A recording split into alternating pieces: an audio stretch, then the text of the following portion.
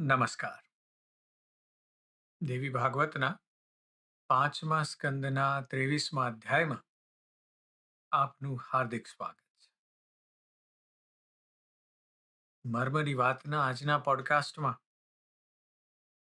આપણે અત્યંત રોમાંચક, દાર્શનિક અને રહસ્યમય વાત કરવી છે. ત્યાર સુધી આપણે દેવતાઓની લાચારી, તેમની શરણાગતિ ને તેમની ભક્તિ જોઈ. પરંતુ આજે આપણે શક્તિના એક એવા સ્વરૂપના દર્શન કરવાના છે જે દેખાવમાં અત્યંત કામણગારું છે, પણ જેનો ઈરાદો સંપૂર્ણ વિનાશનો છે. આજે રણ મેદાનની જગ્યાએ બગીચામાં યુદ્ધની શરૂઆત થવાની છે. જરા વિચારો કે શિકારી જ્યારે જંગલમાં શિકાર કરવા જાય ત્યારે શું તે ઢોલ નગારા વગાડીને જાય છે? ના, તે અત્યંત શાંતિથી એક સુંદર ને આકર્ષક જાળ બિછાવે છે અને તેમાં સૌથી મોટો અને મીઠો ખોરાક મૂકે છે. એટલે શું સુંદરતા, બ્યુટી એક અત્યંત ઘાતક હથિયાર હોઈ શકે છે? આજે આપણે જોઈશું કે બ્રહ્માંડની સર્વોચ્ચ શક્તિ જે એક જ પળમાં અસુરોને ભસ્મ કરી શકે છે, તે સીધું યુદ્ધ કરવાને બદલે એક અત્યંત રૂપાળી, એકલવાયી અને મધુર ગીતો ગાતી યુવતીનું રૂપ શા માટે ધારણ કરે છે? શા માટે દેવી શુંભના દૂતને એવું કહે છે કે હું તો તારા રાજાને જ પતિ બનાવવા આવી છું? આજના અધ્યાયમાં આપણે શક્તિના બે વિપરીત સ્વરૂપો, કૌશિકી અને કાલિકા, એના પ્રાગટ્ય અને શુંભના અહંકારની સૌથી મોટી અને અંતિમ ભૂલની રોમાંચક કથા સાંભળીશું. એકવાર ફરીવાર ગયા અધ્યાયને યાદ કરી લઈએ કે જેમાં આપણે એક બહુ ઊંડી ફિલોસોફી સમજી હતી. શુંભ અને નિશુંભ અહંકારી દાનવો છે. 10,000 વર્ષ સુધી યુદ્ધ કર્યું છે. જ્યારે દેવોએ મહિષાસુરના મૃત્યુ પછી મજા કરી છે સ્વર્ગમાં, અને ત્યારે શુંભ અને નિશુંભ પુષ્કર તીર્થમાં બેસી અને બ્રહ્માજીની પૂજા કરી રહ્યા છે, તપ કરી રહ્યા છે. અને આ દાનવોએ બ્રહ્માજી પાસેથી વરદાન મેળવ્યું કે કોઈ દેવ, કોઈ દાનવ કે કોઈ પુરુષ તેમને મારી ન શકે. સ્ત્રીઓને તો એમણે સાવ નબળી ગણી અને એટલે તેની સામે અમરતા માંગી નહોતી. અને જેવું વરદાન મળ્યું કે તરત જ સ્વર્ગ પર કબજો જમાવી દીધો. ઇન્દ્ર, અગ્નિ, વરુણ, તમામ દેવતાઓ 1,000 વર્ષ સુધી હિમાલયની ગુફાઓમાં છુપાઈને રહ્યા છે. અને અંતે ગુરુ બૃહસ્પતિ પાસે ગયા છે અને ગુરુ બૃહસ્પતિ એમને અદ્ભુત જ્ઞાન આપ્યું છે. કીધું છે કે મંત્રો તમારા નામે છે અને તમારી પાસે જ શક્તિ નથી, તો ક્યાંથી મંત્રોમાંથી શક્તિ પેદા થવાની હતી? અને એમના કહેવાથી, ગુરુ બૃહસ્પતિના કહેવાથી દેવતાઓએ પરાશક્તિની માયા બીજ, જેને આપણે કહીએ છીએ માયા બીજ, હિમ જે અવાજ, એ મંત્રનો આશરો લીધો છે. અને હિમાલયની તળેટીમાં દેવતાઓ એક સુંદર વેદાંતી સ્તુતિ કરી છે. અને એમાં સ્વીકારે છે કે બ્રહ્મા, વિષ્ણુ અને શિવ પણ જેના આધીન છે, તે પરમ માતૃ શક્તિ જ આ જગતનું મૂળ છે. અને દેવતાઓની આ શરણાગતિ સાંભળીને માં જગદંબા પ્રસન્ન થયા છે અને હિમાલયની ગુફાઓમાંથી અત્યંત સુંદર સ્વરૂપે પ્રગટ થયા છે. પણ હવે સવાલ એ છે કે આ સ્ત્રીઓને નબળી માનનારા પેલા દાનવોનો નાશ આ સુંદર દેવી કેવી રીતે કરશે? એટલે ચાલો ત્યારે આજે આપણે 23મા અધ્યાયમાં આ મહાસંગ્રામના બીજ રોપણમાં પ્રવેશ કરીએ. વ્યાસ મુનિ કથાને આગળ વધારતા કહે છે કે રાજા રાજા જન્મેજય, દેવતાઓની આ હૃદય દ્રાવક સ્તુતિ જ્યારે ચાલી રહી હતી ત્યારે ત્યાં માતા પાર્વતી અંબિકા ગંગા સ્નાન કરવા માટે પધાર્યા છે. દેવતાઓને દુઃખી જોઈને પાર્વતીજીએ પોતાના શરીરમાંથી એક બીજું અદ્ભુત અને દિવ્ય રૂપ પ્રગટ કર્યું છે. આજે પ્રાગટ્યનું જે દ્રશ્ય છે ને એ બહુ સિનેમેટિક છે, પણ એટલું જ આધ્યાત્મિક વિજ્ઞાનથી ભરેલું છે. વ્યાસજી વર્ણન કરતા કહે છે કે દેવી પાર્વતીના શરીરના કોષમાંથી આપણે જેને સેલ કહીએ છીએ, એમાંથી એક નવી દેવી પ્રગટ થઈ.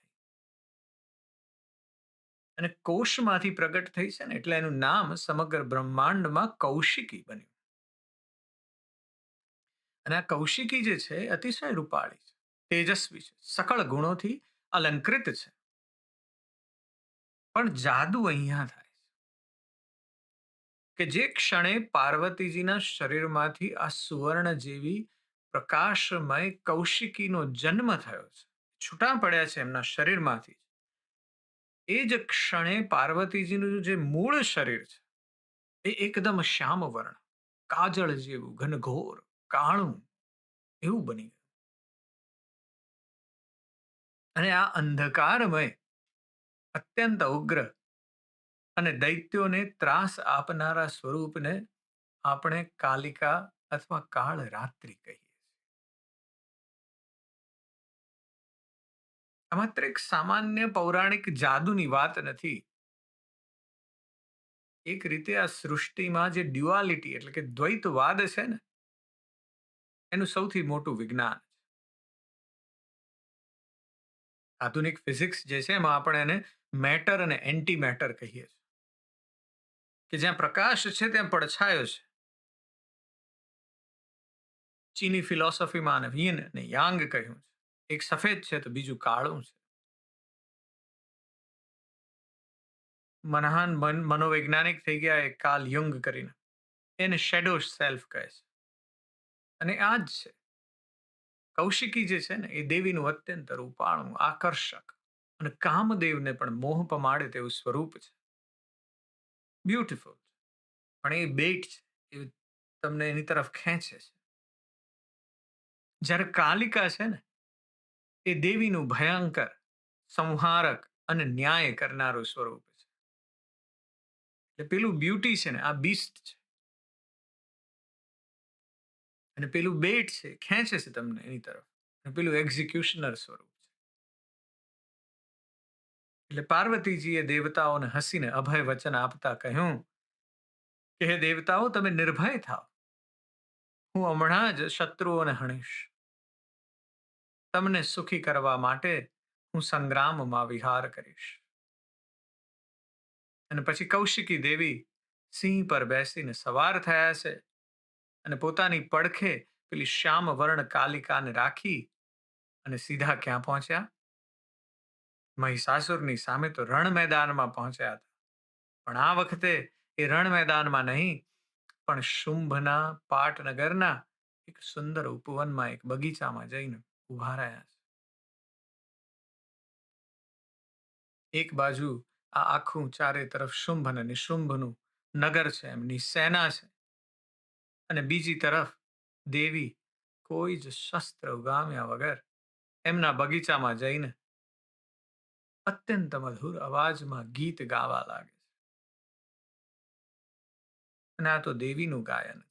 એટલું દિવ્ય, એટલું જાદુઈ હતું કે આસપાસના ઉપવનમાં બધા હરણા ને બધા પક્ષીઓ ને બધા પશુઓ હતા ને એ બધા ચરવાનું, ખાવાનું, ઉડવાનું બધું ભૂલી ગયા. અને બધાએ ત્યાં નીચે ઉતરીને બસ સ્તબ્ધ થઈને દેવીનું ગાયન સાંભળી રહ્યા. જાણે આખું વાતાવરણ છે ને એક ડીપ ટ્રાન્સમાં જતું.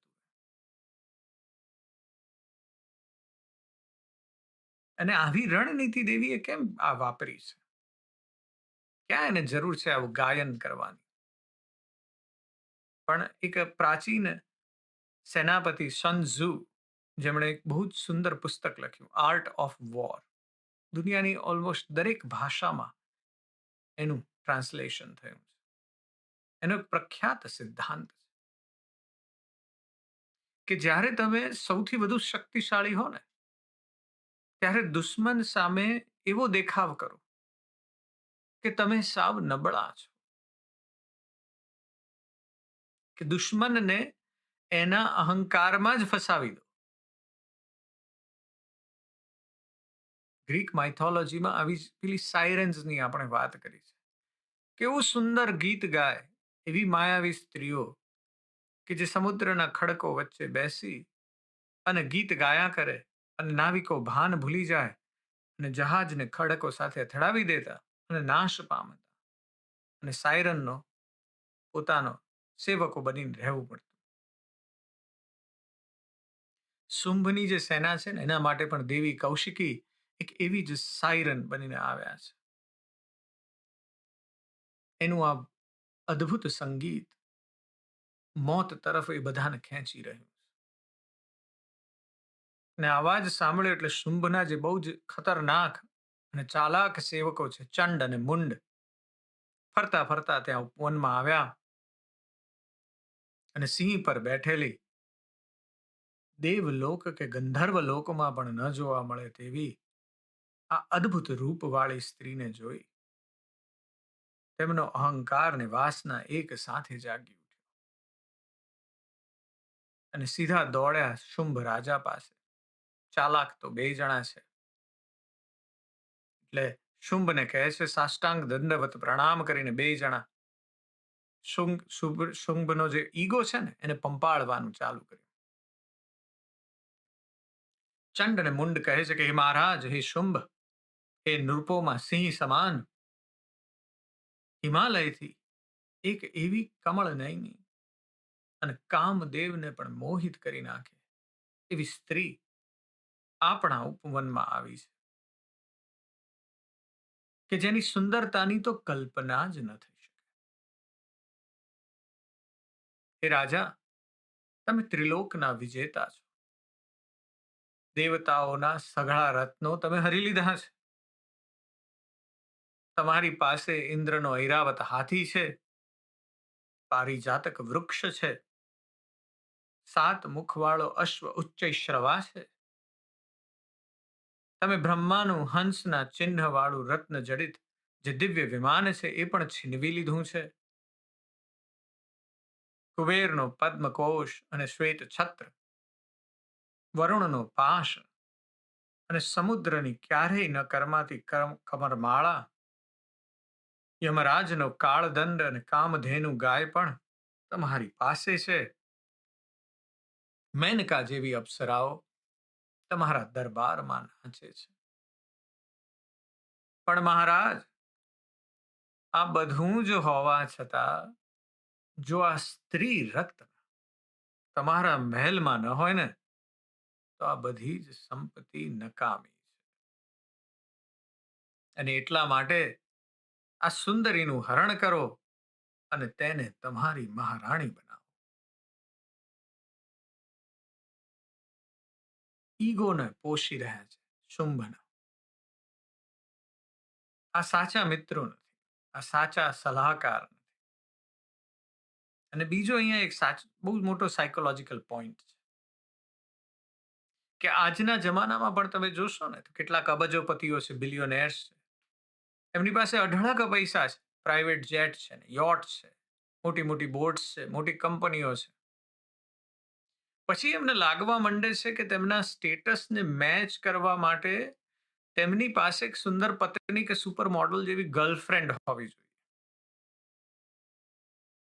આજના જમાનામાં એને ટ્રોફી વાઇફ કહે છે. ચંડ અને મુંડ છે ને, આ શુંભના આ જ મેલ ઈગોને અને એના મટીરિયલિઝમ એટલે કે ભૌતિકવાદને ઢંઢોળી રહ્યા છે. એવું કહે છે કે આ સ્ત્રી રત્ન વગર તારું સામ્રાજ્ય અધૂરું છે ભાઈ. અને આ સાંભળ્યું એટલે ચંડ અને મુંડની આ વાત સાંભળીને શુંભ અત્યંત ખુશ થયો છે. તેના મનમાં તો એક જ વાત છે કે સ્ત્રી નબળી જાત છે અને મહારાજ એવા ત્રિલોકના વિજેતાનો પ્રસ્તાવ સાંભળીને તે ખુશીથી નાચી ઉઠશે. એટલે એણે પોતાનો સૌથી ચતુર મંત્રી જે છે ને સુગ્રીવ એને બોલાવે. અને શુંભ અહીં જે વાત કરે છે ને એ ચાણક્ય નીતિ કે શુક્ર નીતિ જે છે ને સીધું પાલન છે. માત્ર એની પાસે શક્તિ નથી પણ સમજણ પણ છે. યાદ રાખજો કે 10,000 વર્ષ સુધી ફોકસ કરી અને બ્રહ્માજીને તપ કર્યું છે. એટલે શુંભ સુગ્રીવને આદેશ આપે છે.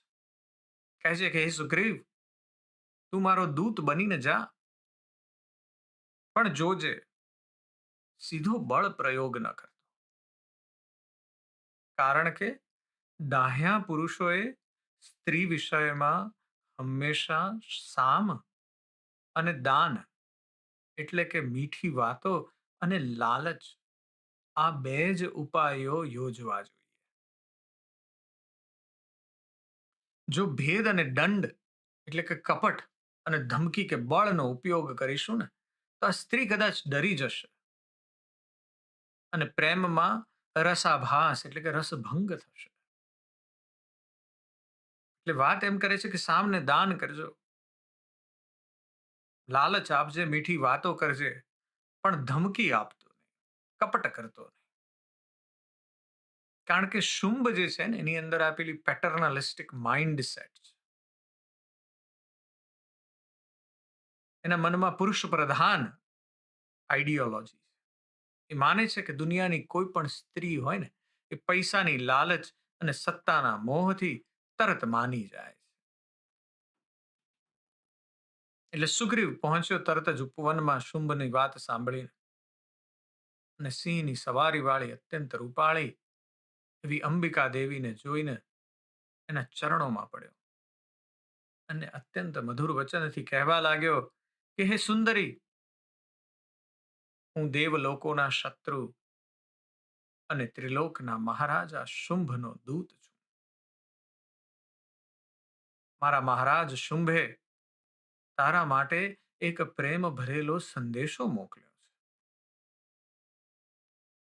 શુંભ રાજા કહે છે કે હું ત્રણેય લોકનો અધિપતિ છું. દેવતાઓના યજ્ઞના ભાગો હું ઘેર બેઠા મેળવું છું. દેવતાઓની તમામ રત્નોને સંપત્તિ મેં છીનવી લીધી છે. એ ભામિની, સઘળા દેવ, દાનવ અને મનુષ્ય મારા ગુલામ છે. પણ તારા અદ્ભુત રૂપે મને તારો ગુલામ બનાવી દીધો છે. હું તારો દાસ છું અને તું મારી પાસે આવીને ત્રિલોકની મહારાણી બન.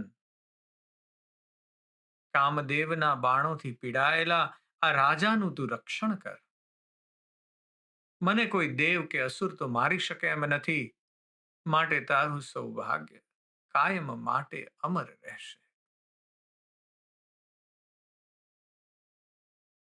એટલે સુગ્રીવે શુંભનું આખું જાણે છે ને પેલું રેઝ્યુમ હોય ને એવી રીતે આખું સીવી મૂકી દીધું, આખું કહી દીધું અને બેંક બેલેન્સ કહી દીધું દેવીને કે જો ભાઈ આ મારું બેંક બેલેન્સ છે, આ મારી જિંદગી છે. જાણે બિઝનેસ ડીલ કરી રહ્યો હોય. પણ હવે સાંભળવાનું છે માં જગદંબાનો માસ્ટર સ્ટ્રોક. જો દેવી ઈચ્છત તો સુગ્રીવને પોતાના એક હુંકારથી જ ત્યાં ભસ્મ કરી શક્યા હોત.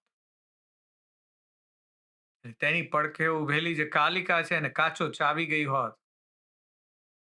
પણ દેવીએ એક એવો જવાબ આપ્યો જેણે અસુરના અહંકાર પર સીધો ઘા કર્યો છે.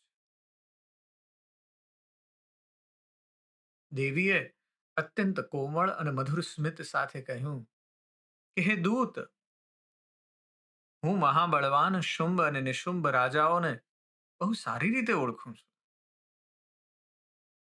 મને ખબર છે કે તેઓ દાતાર છે, શુરવીર છે, 32 લક્ષણા છે અને દેવતાઓ પણ તેનાથી ડરે છે. અરે હું તો ખુદ એ મહાન રાજાને જ મારો પતિ બનાવવા માટે છેક હિમાલયથી આવીશ. જેમ રત્ન પોતાની શોભા વધારવા સોના પાસે જાય, તેમ હું શુંભ પાસે આવીશ. એ બધા દેવો અને મનુષ્યો જોયા છે મેં, પણ કોઈ શુંભ જેવું શક્તિશાળી નથી. આ બધું જ સત્ય છે. દેવીએ વાત કેવી કરી છે કે હું તો શુંભને પરણવા આવી છું. સાવ જુદો જ પ્લોટ છે અહીંયા તો. મહિષાસુરે જ્યારે કીધું દેવીને કે મને પરણી જા, ત્યારે દેવીએ શું કહ્યું હતું કે ભાઈ, હું તો પુરુષની પ્રકૃતિ છું. અહીંયા તો સાવ જુદો જ કહાની મેં ટ્વિસ્ટ જેવી વાત છે. દેવીએ સાવ ફરતું જ તોડ્યું છે. કે છે હું તો શુંભને પરણવા જ આવીશું, કારણ કે એના જેવું કોઈ શક્તિશાળી નથી, એના જેવું કોઈ દાતાર નથી. 32 લક્ષણો છે. અને આ સાંભળ્યું એટલે સુગ્રીવ હરખાઈ ગયો. તેને લાગ્યું કે બાપુ આપણી ડીલ ડન થઈ ગઈ. પણ પછી દેવીએ એક બોમ્બ ફોડ્યો, ધડાકો કર્યો દેવીએ. એકદમ નિર્દોષતાનો ડોળ કરતા દેવીએ કહ્યું, પણ હે દાનવોત્તમ, એક નાનકડી સમસ્યા છે. હવે વાત સાંભળવાની. દેવીએ કીધું કે એક નાનકડી સમસ્યા છે કે મેં બાળપણમાં મારી સખીઓ સાથે રમતા રમતા મારા શારીરિક બળના અભિમાનમાં આવીને એક મૂર્ખામી ભરી પ્રતિજ્ઞા, એક વ્રત લઈ લીધું. દેવી કહે છે કે મારી પ્રતિજ્ઞા એ છે કે જે સુરવીર પુરુષ રણ મેદાનમાં મારી સાથે યુદ્ધ કરશે અને પોતાના શારીરિક બળથી મને પરાસ્ત કરશે અને મારો ગર્વ ઉતારશે, હું માત્ર તેને ને તેને જ મારો પતિ બનાવીશ. દેવી કહે છે આ બસ એક આટલી સમસ્યા છે. કહે છે કે હવે મારી સખીઓ પણ છે ને મારી મજાક ઉડાવે છે કે તે આ કેવી હાસ્યાસ્પદ શરત રાખી છે. કોઈ સ્ત્રી તે વળી પુરુષ સામે લડી શકે? દૂતને કહે છે પણ હવે નિયમ તો નિયમ છે, પ્રતિજ્ઞા તો પ્રતિજ્ઞા છે, વ્રત તો વ્રત છે, અને હું બંધાયેલી છું. એટલે તું તારા મહાન રાજા શુંભ કે તેના ભાઈ નિશુંભને જઈને કહે કે પોતાની સેના લઈને અહીં આવે, મારી સાથે યુદ્ધ કરે અને પછી મને હરાવીને મારો ગર્વ ઉતારે અને એટલે ખુશીથી મારું પાણી ગ્રહણ કરે. દેવીએ જે કહાનીમાં જે સ્ટોરીમાં નાનકડો ટ્વિસ્ટ આપ્યો છે એટલો અદ્ભુત છે. અને આ સાંભળ્યું એટલે સુગ્રીવ સ્તબ્ધ થઈ ગયો. એને થયું કે આ નાજુક સ્ત્રી જે બગીચામાં ગીતો ગાઈ રહી છે તે ત્રિલોક વિજેતા શુંભને યુદ્ધનો પડકાર આપી રહી છે. ઘણી પ્રાચીન કથાઓમાં આની સાથેની સામ્યતા છે. રામાયણમાં આપણે સીતાના સ્વયંવરની વાત કરી છે. શિવ ધનુષ તોડવાની શરત છે. મહાભારતમાં દ્રૌપદીમાં સ્વયંવરમાં મત્સ્યવેધની એ પરાક્રમની કસોટી છે. ગ્રીક માઇથોલોજીમાં એટલાન્ટા નામની એક સુંદર અને ઝડપી દોડવીર યોદ્ધા સ્ત્રી હતી. એણે પણ એવી શરત રાખી કે જે પુરુષ મને દોડમાં હરાવશે ને હું એને જ પરણીશ, અને જો હારે તો એને મારી નાખવાનો.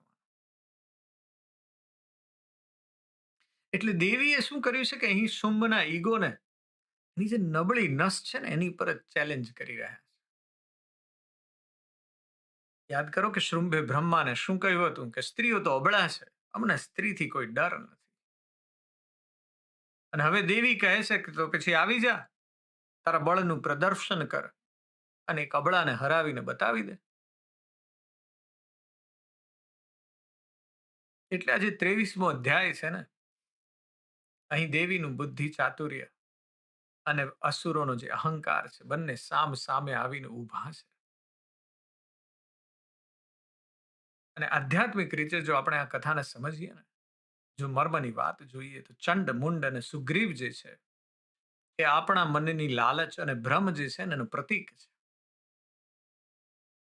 આપણું મન આપણને વારંવાર કહે છે કે જો પેલા પાસે કેટલી સત્તા છે, કેટલા પૈસા છે, તું પણ કોઈ ડીલ કરી લે ને સુખી થઈ જા.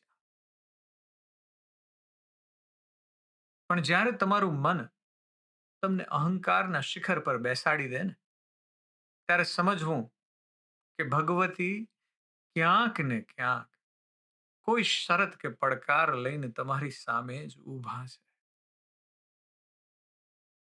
અને દેવીની આ શરત છે ને સ્પષ્ટ કરે છે કે પરમાત્માને તમે માત્ર પૈસાની લાલચ, પાવર કે મીઠી વાતોથી નથી પામી શકતા. ઈશ્વરને પામવા માટે તમારે તમારો અહંકાર છોડવું પડે છે. રણ મેદાનમાં પરાસ્ત થઈને સંપૂર્ણ શરણાગતિ સ્વીકારવી પડે છે. પણ હવે મોટો સવાલ એ છે કે સુગ્રીવ આ અપમાનજનક સંદેશો શુંભને આપશે? અને શું એ અહંકારી દાનવ, એ રાજા એક સ્ત્રી સાથે યુદ્ધ કરવા માટે રણ મેદાનમાં તૈયાર થઈ જશે? એ કથાને આપણે આવતા અધ્યાયમાં આગળ ચલાવીશું. આજે બસ આટલું. મર્મની વાત સાથે જોડાયેલા રહેજો અને સતત ચિંતન કરજો કે આપણો અહંકાર ક્યાંક આપણને પણ વિનાશ તરફ નથી લઈ જઈ રહ્યો ને. હું તમારી અંદર બેઠેલા તે પરમ તત્વને પ્રણામ કરું છું. નમસ્કાર.